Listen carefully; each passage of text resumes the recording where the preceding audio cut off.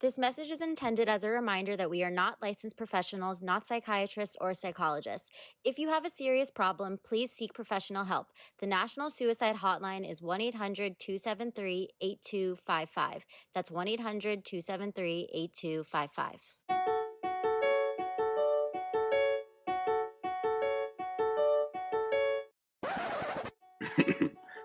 Mic check 1 2. Mic check 1 2. Hearing all these letters read aloud by damsels not in distress. Host came to impress. Bitch, check your DMs. This is hot off the press.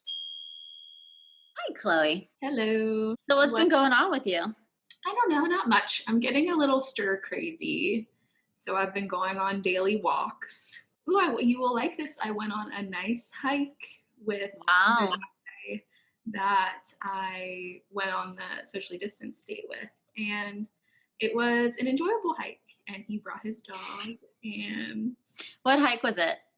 it was Runyon. But we actually Oh my stayed God, you and on the Runyon. trail. We stayed on the trail this time. That's all I ask. And I saw Not the trail. that bitch Davina walking up as we were walking down from Selling Sunset. No And way, really? yeah, I saw her walking out. I think like she could tell that I recognized her too. Like she was like just like looking because like yeah. But she looked really miserable. She's very miserable on the show. And he was very cool when I was like, oh my God, it's Davina. And he was like, who? I was like, Selling Sunset. That would be me. But what's been going on with you? You know, I am just chilling. My dad and I went to the Outer Banks this past weekend. And my dad and I are like road warriors. We've been doing all of these like car trips. Like we drove to Maine, which was a 9-hour drive. We drove to Martha's Vineyard, and now we drove to the Outer Banks, and that was 6 hours. And let me tell you that I was out of my environment. Masks are definitely optional in the Outer Banks. But it was really fun. We ate a lot of fishies and did some hikes. The beaches were really pretty there. Didn't love the mask stuff. Some people were like chatting near me in like outdoor spaces. My whole thing is like, I get that like the kids thing is kind of sketchy, but I still feel like kids are transmitting the virus. And like a lot of people don't have their kids wearing masks, and like kids just like don't understand the 6 feet distance thing. And like I don't blame them, obviously they're kids, but then they just run up near you and like someone to like say hi to you and stuff like that. And I don't love it. Yeah, I just feel like it's so we just don't know so much about it that it's like just Yeah. put a mask on your kids. That's just all. Or I'm at saying. least just keep them near you, right? Yeah. Like if I get it, because I know I'm sure it's like impossible to get a kid to wear a mask, but at least then like make sure that they're staying by you, because like it is kind of uncomfortable, because like obviously I'm worried about my dad, Right. like when a kid is like coming around and like breathing near him. Yeah, totally. Have you been doing any of the outdoor workout classes? No, not really. I just got a stationary bike is coming. Oh wow. Excited about. Yeah, it's on You can Peloton. do Peloton classes with me though, because you could do them on your phone.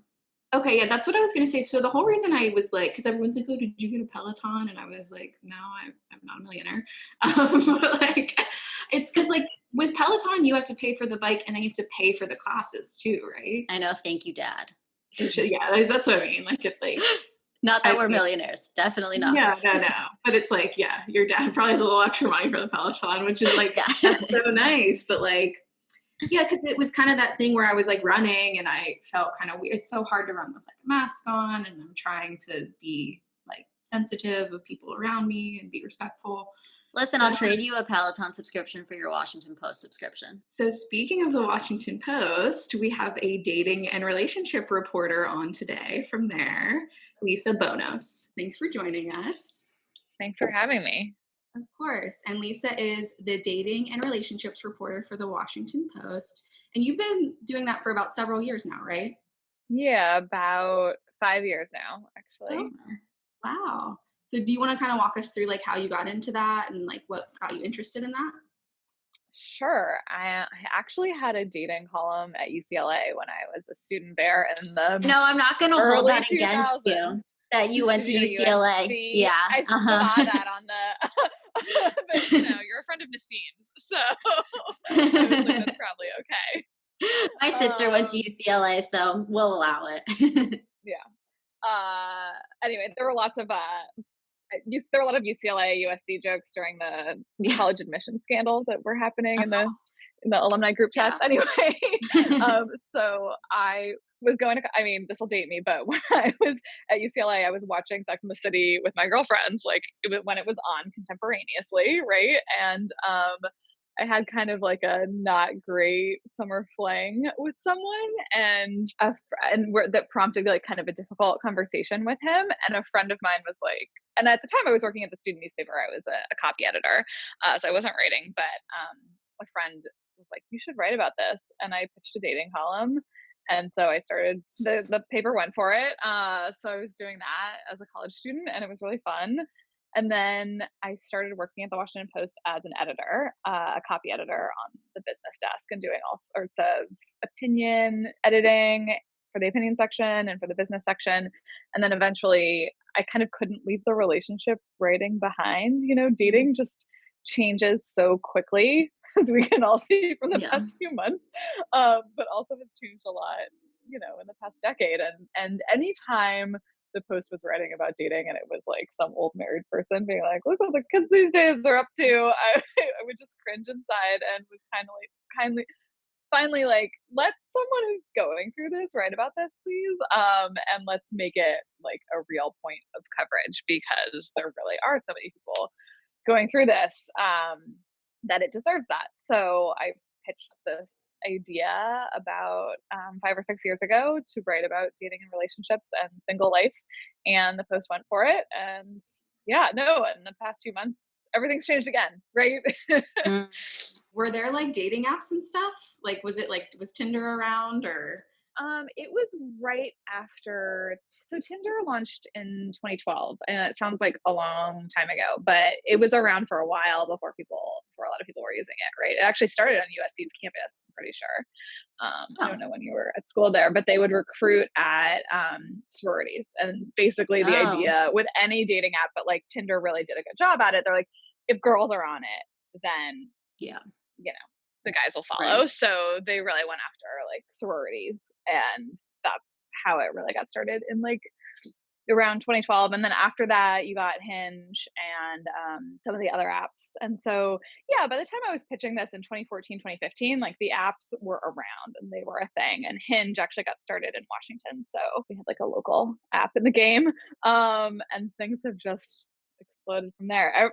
Almost every week I get a pitch for a new dating app in my email that like somebody wants me to write about. There are so many out there. We have enough. I feel like we don't need any. Yeah. So when the pandemic happened, were you like, "Oh god, like how is dating still going to happen?" Or were you more confident like dating will always find a way? Yes, we'll always find a way to connect, Yeah. right? I mean, I think one of the first stories that I wrote about dating during coronavirus is interesting because it was like before the lockdown. I went out to a bar and started talk because that's like in the pre-pandemic days. That's how I would do a lot of my reporting. You just go. There aren't always experts. There are experts you can call for dating and relationship stuff, Yeah. but when I'm looking for real people and what they're up to, you can't really do man on the street interviews so much because you don't know like who's single. So I'd always have good luck if I went to a bar and just started talking to people, and that's where they're out like trying to meet people. So it's like a good time to be like, so tell me about your love life. Anyway, so about a week before lockdown, I went to this bar in my neighborhood and was just talking to people about whether coronavirus was affecting their love lives. And it was so funny to hear people say, like, no, it wasn't. Or maybe they were starting to think about it. I remember one man I was speaking to was like, of course it's not going to affect my love life. And he had a bit of an accent. And so I was like, can I ask where you're from? And he's like, I'm from Italy. And I'm like, of course, do you know what's going on in your country right now? It was pretty funny, funny in a sad way. But, Right. then very soon thereafter, that bar closed. And I actually was a little bit nervous afterward. I was like, oh gosh, I was, just a few days before Mhm. lockdown, I was at this bar talking to all these people within spitting distance. So that story that I wrote about, like what people were going to be doing, whether they're going to be changing things up, got a ton of attention at the time. A lot of people were reading it, like way more than I expected. And I think because it just kind of hit on this moment of uncertainty of like, how are we doing this? What's going on? I mean, I remember at that point, I spoke to a dating coach in LA who she was like, oh, people are going to still go on dates. They're not going to be doing FaceTime dates. And then that was early March, and like, look where we are now. Right. So things just changed so fast that I was actually really excited to find out, like, how would we be doing this? I mean, before we Mhm. got to the pandemic, there was so much dating app fatigue. I felt like dating was really ripe for some kind of disruption again. And what would it be? And I didn't think it would be, Yeah. this worldwide pandemic, which is unfortunate, but it is really forcing people to rethink how they meet and keep trying to date. I'm reading this book, Defining Decades, that talks about how, Mm. like, in your 20s, you need to start, like, finding your path and, like, thinking about, like, if the people that you're seeing are people that you want to be with. And I was wondering if you noticed, like, with the pandemic, if people were now looking more for relationships, or if you feel like the hookup culture is still very much alive. Both. I Okay. mean, I thought I was assigned to do a story on like what's happening with one night stands. And I went Yeah. into that reporting being like, of course, no one's going to be having one night stands. Let me tell you, there are a lot of people having one night stands out there and willing to talk to the Washington Post about it. So like, they're just, making sure they're safe and talking to the other person about how much they're quarantining, doing whatever they want to do, and then be like, all right, thanks. I'll, see you again in 2 weeks, or I will wait 2 weeks and meet up with somebody else. So people are They're definitely getting tested beforehand, still, I'm sure. Yeah. yeah, no, a lot of them aren't getting tested before, which is a little scary. Yeah, Yeah. I would say find a way to get tested before you do that. But and a lot of people are kind of settling into relationships. And I also talk to a lot of people who are like, nah, I don't want to date right now at all. Like the world is so crazy Yeah. and uncertain, and they don't want to do, like, they just want to opt out for now. So I don't, are you guys in relationships? Yeah, Are I've you been single? dating someone for 5 years now, so our relationship adjusted a little bit because, he moved to New York right before the pandemic, Mm, and I was living in LA, but since I came home to be with my parents in Philly, it was still, like, even though he was closer, it was still, like, sketchy because I was with my parents, and New York was the epicenter of the pandemic at the time, so yeah. we didn't really start seeing each other until, like, testing was more available. And I'm very much single, so I'm going through all those stages that you're Oh talking gosh. about. I was telling Lauren, like, I feel like in the beginning it was kind of nice, like, to do these FaceTimes and not have to like be committed to like meeting up with them because I don't know. I'm sure, like, as you know, like from your experience too, like it's like I remember one of my first like quarantine dates. We had like such a good vibe over text, and it was like very easy, very fun. And then we got on the FaceTime, and he just kind of like froze and like was Mm, just a completely different person. And I was like, remember when I had to just go out and meet him and be like stuck like with drinks and or dinner? Like I only do drinks now, but like it's yeah. like I had to like sit there and kind of like be like polite when it was like just like the chemistry was off. So I liked in the beginning the FaceTime thing, but now it's like I feel like I have that fatigue that you mentioned where it's just like Mm, why are we even talking? Like, we should just be like sorting out what's going on in the world now and taking care of ourselves. And like, I Mhm. feel like I'm a little bit burnt out on the dating apps. I don't know if you've like yeah. talked to kind of feel that way too. For sure. I mean, I kind of have seen both of the things that you're describing, like both people that say, I'm never going on an in-person first date again. Then yeah, a lot of people who are just tired of FaceTime dates in general. So, I mean, have you been on a lot of them? I'd say I don't know. I've talked to Lauren about most of them. Probably like maybe like 5 to 7. I would say. Okay. I don't Yeah. feel like I'm very like thirsty for the FaceTime. That's fair. And But do you do them all at home? yeah, I do them at home just with my phone. And it's like like sometimes it's like we'll like be making a drink or something and like Mhm. I guess you try to make it cute like as much as possible, you know what I mean? But I don't know, have you heard of any like interesting like I know you wrote about that couple that was long distance for a little while. So have you heard like anything interesting that people are doing over FaceTime? Yeah, I mean, I thought it was interesting that, and I talked to this matchmaker who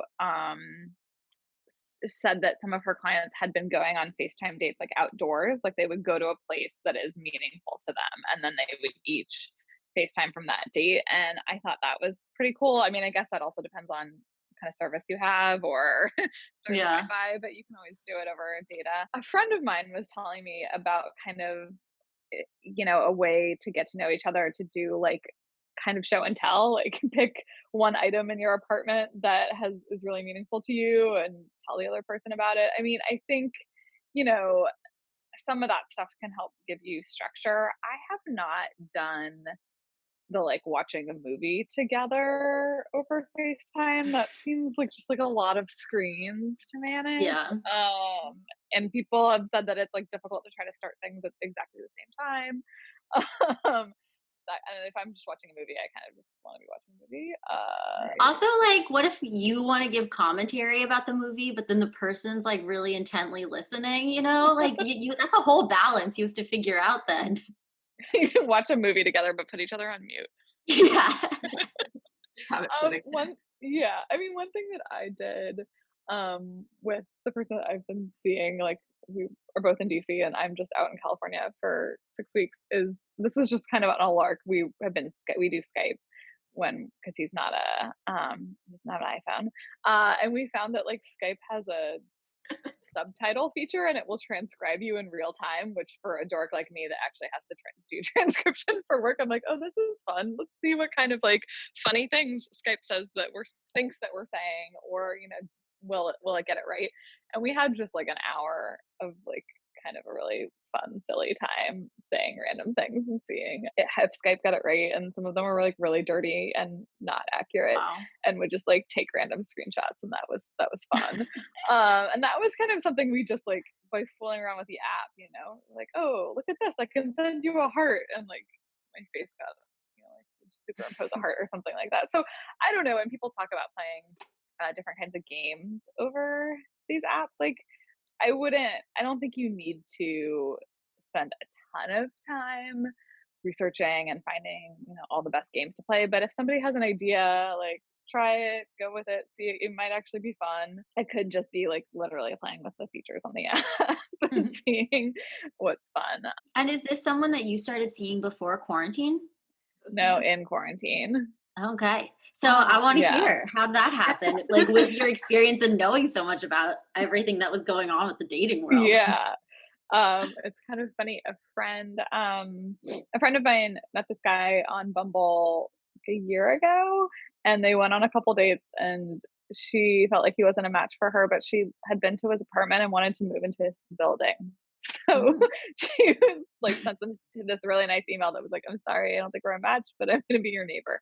And I remember hearing about that at the time because I also live nearby, and I was like, yay, Daniela, you're moving to the neighborhood. And then during quarantine, she wanted to introduce us, and I was kind of like, I don't know, like how much dating I'm gonna be doing right now. I got ghosted pretty badly like a few months before quarantine and was maybe just starting to feel ready to date, but then everything seemed, I don't know, I wasn't like really, it wasn't like super eager to hop on the apps. I like promptly didn't respond for like 3 weeks. It was really bad. It's just like, that's not normally what I do. I mean, literally, I kind of she asked me, do you want to be introduced? And I was like, I don't know. And then later I did say like, yeah, go ahead, introduce me to him. And so, he sent me this really nice email. I just didn't respond. I don't know. I got overwhelmed. You could burn out. Like one of our first episodes, this was kind of like towards the beginning of the year. I got ghosted too, and that like it takes you out of the game for a little while. Like, you're like, Yeah. Yeah. Also, I gotta say, since I've been in a relationship for a while, I hadn't been ghosted in a while, but my nail lady ghosted me recently. And I have sent her 3 messages and I am really heartbroken about it. And I'm like following her on social media and like, liking her posts so she remembers that she hasn't responded to me. And now I feel like I remember how it's been to be ghosted again. Yeah, it's dang. Yeah. So, but then eventually the mutual friend that introduced us, it was her birthday, and I was bringing over ice cream for her. And I realized, like, oh, this guy that I was supposed to meet, he lives in the building. Maybe he wants to like come downstairs and sing happy birthday. And so I sent this email that was like, hey, sorry, I've been MIA. I'm coming to like sing happy birthday to Daniela. Do you want to like come down and say hi and sing to her with me. And so he did that. And then we like exchanged numbers and ended up like doing a Skype date and then going on walks and things like that, wearing masks. And this is like late April. So like a little ways into quarantine, but not yet.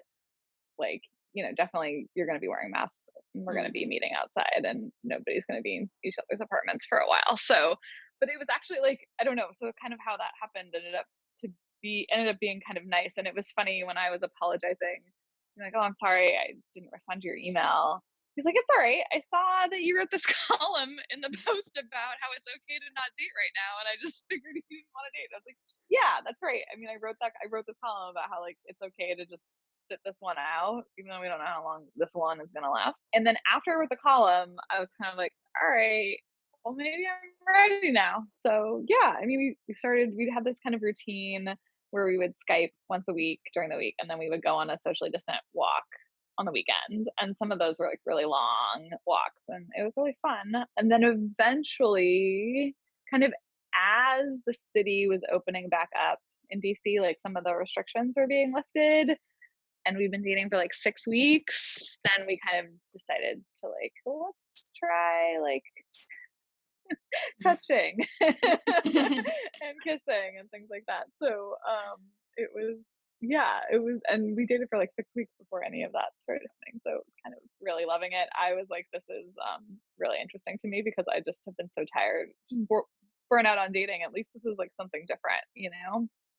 And instead of getting frustrated with like all that we couldn't do, I just kind of went into it being like, well, I'm gonna approach this like I'm getting to know this person as a friend, and then we'll Mhm. just see how that goes. I had this audition where I had to write like 4 characters out, and one of the characters I wrote was this character who was dating in quarantine, and she's like, "Yeah, like we decided to touch knees, and it was this magical experience, and like then we were gonna hold hands, but with our grabbers." Um, and I read your article about Rin and Elena dating, and I was like, "Oh Mhm. God, like this is real." Like I was just making this big joke about like people making decisions on when they were going to touch and everything, but like no, people are really doing that. Yeah, no, I mean, the first time that he and I touched, I was like, what if we sit back to back? I could, our breathing will be focused like away from each other, but I could just like at least, and then we ended up like giving each other massages in the park or something, and it was amazing. Wow. And like, yeah, I mean, maybe at the time that wasn't so safe, I don't know, but Yeah. also it was just like neither of us had touched anyone in like 2 months or something, Right. and it was kind of time to experience that, and yeah, it was super fun. Aw. I was gonna say your friend is so nice and makes me feel selfish because I don't like if I go on like a bad date, I'm never like, oh, he'd be a better match for my one friend. I'm just like, next. Well, I think you don't do it with the bad dates, right? Like Yeah. the legitimately bad dates, I don't think you wish on your friends. But sometimes there's like somebody that you're like, this person is nice, but maybe not for me. And then you might set them up with a friend. I think I had another friend do that for me in the fall, and it didn't work out with me and that guy. But I thought it was really nice of her. And it's also I think with friends, but do you ever have those friends where you're like, we are not going to end up with the same kind of person. Like you're definitely if you're going out on a night on the town, like back when we did those things, you wouldn't feel like that person is competition because you know that you're going to end up with just like different people. And I think that's what my friend Deb did for me before, and Daniela. Yeah, I don't know, it's really sweet. And then of course now, like when I go over to his place, sometimes I'll like pregame at her place because they live in the same building. I'll like have a drink with Daniela and then like go upstairs to see. I haven't been saying his name on these things. It So I matters. won't say his name. But yeah, and then I was gone in August when it was his birthday, and so I just like left a gift with Daniela for her to give to him, which was like Aw. nice. Yeah, I mean, I feel like I owe her a setup, right? She and I were on a walk at some point in the past few months, and we happened upon somebody that I had gone out with before. And she was like, he's cute. And I was like, oh, let me find out, if he's single. And he wasn't single. So that didn't work. But I was like, I owe Daniela a setup. Because every time that I try to do that, it does not work out. But I think now is the time, if you have somebody in your circle that you think might get along with somebody else, friends, I'm always more willing to go out with somebody who has at least been vetted by a friend than a random stranger on an app.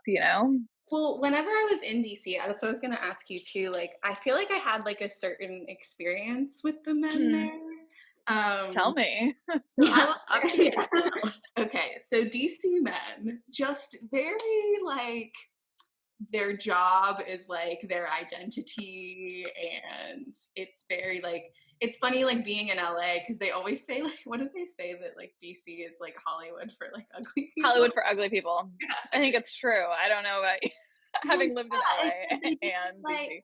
oh, I work for this person, and it's like, I don't know, like, And you probably don't care. I mean, yeah, like I just felt like yeah. there's a lot of pretentiousness. So I was curious about what your experience has been. No, that's definitely accurate. I mean, I would say that not all DC men are that way, right? And I really don't love the person who's like, this is what I do for a living and it's all I do.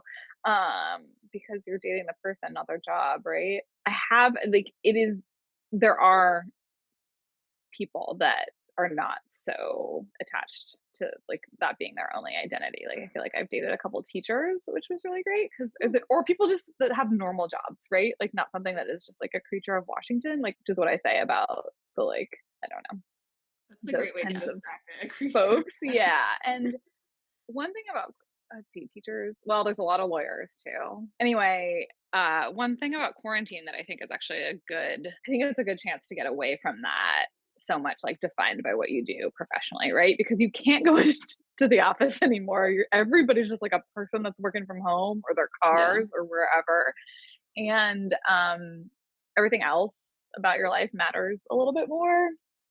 And I think it's easier to ask people like, oh, what are you cooking these days, or where are you hiking, or what's like what TV show are you binging, things like that.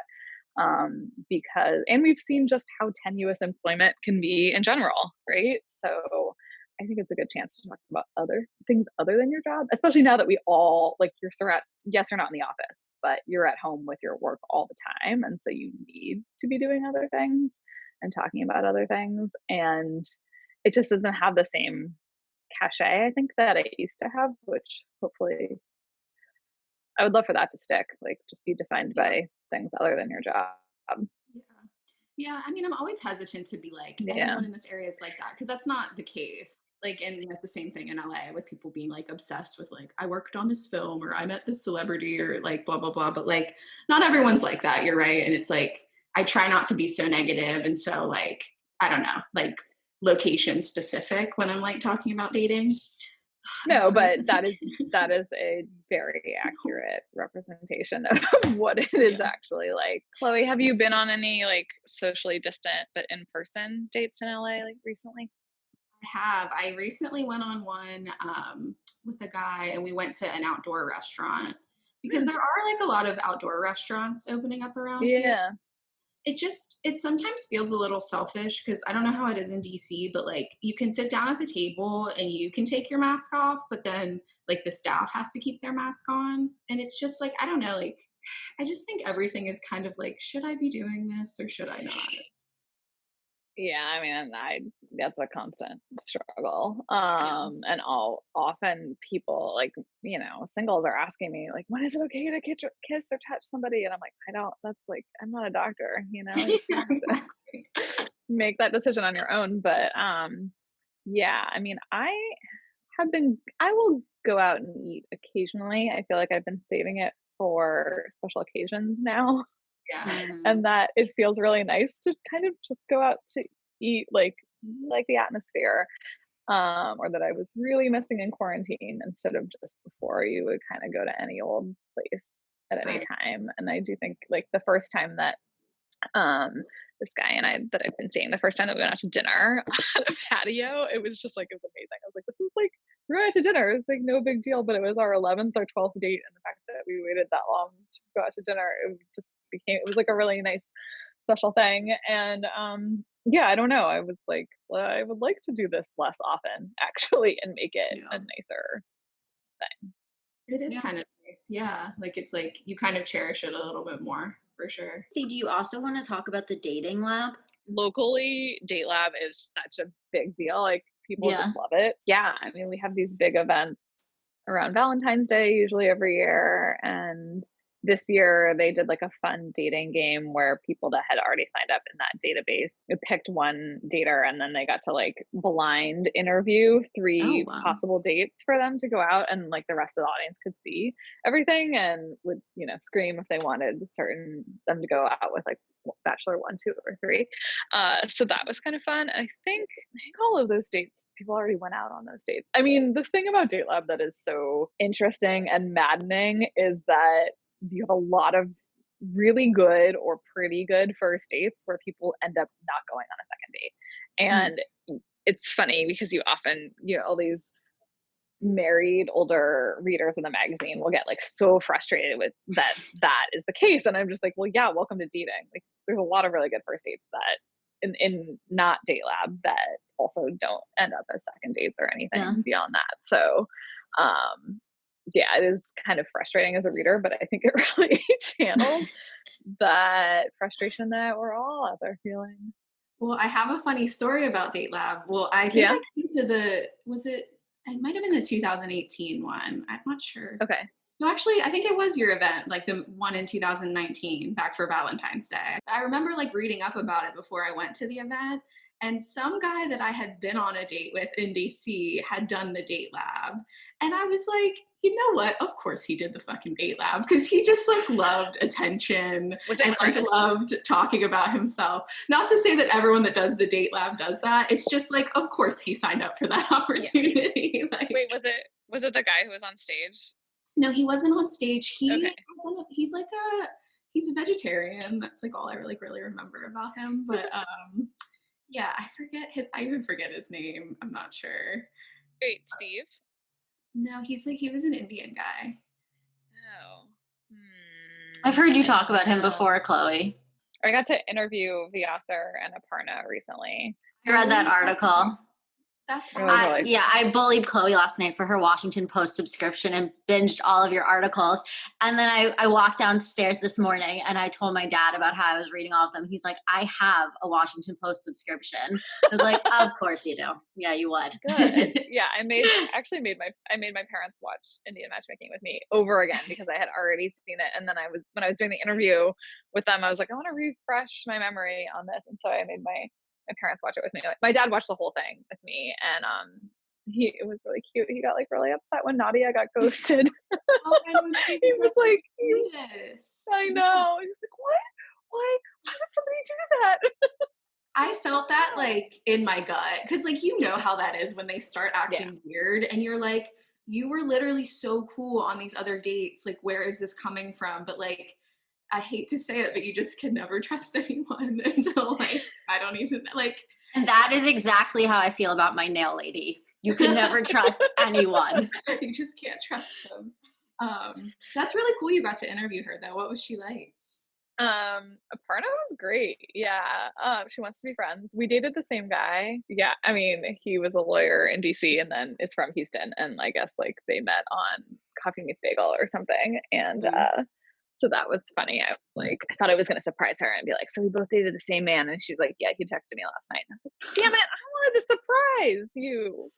I feel like she like would have researched it before. Like she's like that type. Like she would have. I mean, I'm not that like super public. I definitely don't name the people that I date. I don't think I had ever written about this person before. And he and I remain friends. So, but I couldn't believe like when I was watching the show, I just texted him because we talk about dating a lot. And I was like, hey, have you watch the show? And he's like, yeah. And I went on 2 dates with Aparna, and I was like, of course he did, because Houston, like, and he moved to Houston after he left DC for Houston. That's like why we broke up.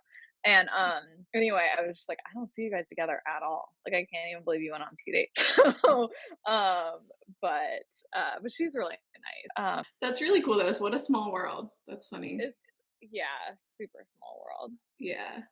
It's funny because, I'm sorry, we'll get into the letter, but like Nikki Glazer has this girl on her podcast that like they both hooked up with like the same guy. And like, it was really funny because she was like going back and like checking timelines.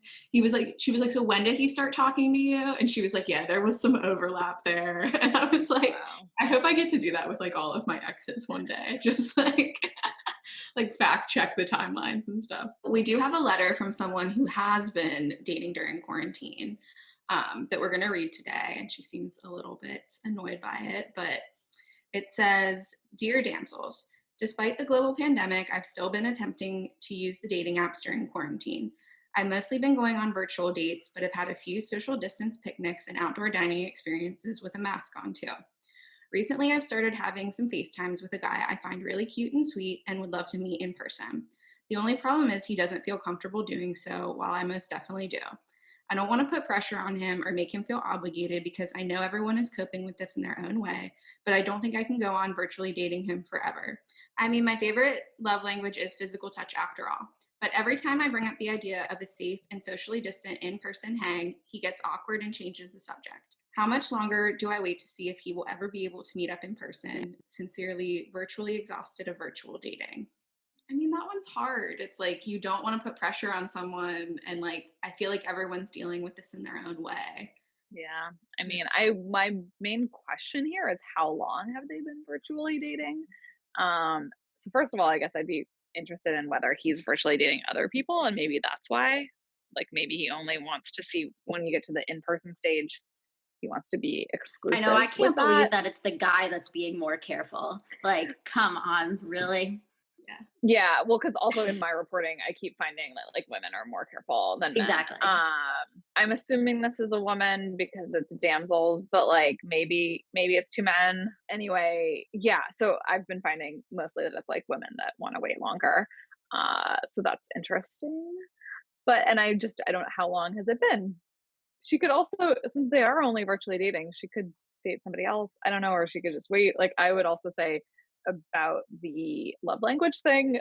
Look, maybe it's a good time to beef up her fluency in some in the four other love languages, right? Like Yeah. play around with things. I don't. I get that this part of quarantine is hard because we've been doing this for a while. It's not new anymore. So hey, it's been a couple weeks, maybe it's been a couple months of this. I don't know. And if she really can't handle it anymore, like maybe she should walk away, but it doesn't sound like she wants to. Yeah, I mean, I wouldn't put pressure on him Yeah. to meet up in person for sure. One thing that in my own experience, this person I've been seeing, he was very like, I don't want to put pressure on you. Like, I'm not going to push you to do anything you don't want to do. And I was like, thank you. I mean, we were kind of on the same page about one if to take that risk, but not everybody is. I don't think that's a sign of like, oh my gosh, you're incompatible. Yeah, I would find out like if he's seeing other people just to see if that is connected, and then maybe even just it's hard to ask like when do you think you'll be ready.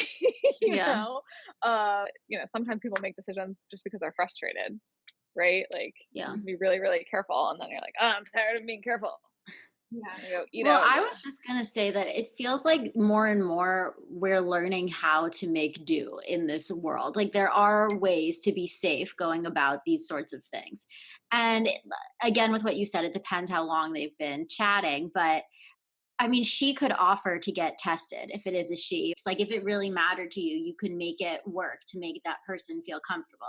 And I feel like if that person still won't see you, I would wonder if they didn't have other reasons that they weren't seeing you. That's such a good, and see, this is how like I need to be more I don't know. I like to think I'm not naive because like I've been dating for a while, but like you're right, Lisa. Like he could be like talking to other people, and that's why he doesn't want to invest in seeing you. And like something we talk about a lot is like if it is a female, like girls are a little bit guiltier of doing that when they find a genuine connection, but like that might not be like reciprocated on his end. So I feel like that's really good advice to like talk to other people, maybe someone who's like a little bit more on the same page and wants to do like a socially distant picnic with you. Like that's a good way to like get your mind off of this one person. Yeah. And I think I would just ask him point blank why he doesn't feel comfortable, and when he thinks he might feel comfortable, with the caveat that like the when, I get that it's hard to say, but even if she wants to know like how much longer do we wait to see if we'll ever be able to meet up in person, like you could ask.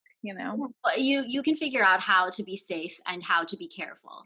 And I think that if it's still not working out, if you've taken all the precautions and everything else, then it seems like there's another issue. Because I think I am the most paranoid person and I'm, still seeing people in parks with masks and my face shield, but I've been safe at this point. So Yeah, I mean, I do think it is hard to find people who are on the same page as you. So like a little patience is nice, and like at least he's not being the other way, right? Like right. I don't know.